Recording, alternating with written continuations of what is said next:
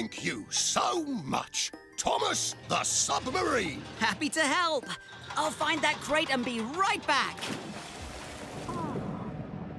Hello, little fishes. There it is. Oh no, it's all tangled in seaweed. I'll need some help.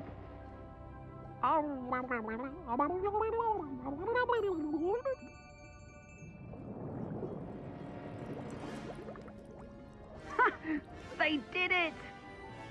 I've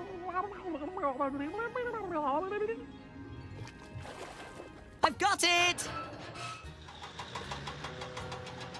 There, job complete. And I couldn't have done it without you, Thomas. And those fish. All right. Good day, Cranky. Oh, Thomas, one last thing. Happy birthday! Da, da, da, da, da, da. Fire truck. Did you hear that? Yes, it was so. What's on fire? Looks like it could be one of the village shops. I said cab! Cab! Cab! No! Crab cab! Yo, somebody wanted a cab? No, I'm pretty sure he said crab. I'm still wearing a hat. We are really going to need your help today. What is that sound? Do you know?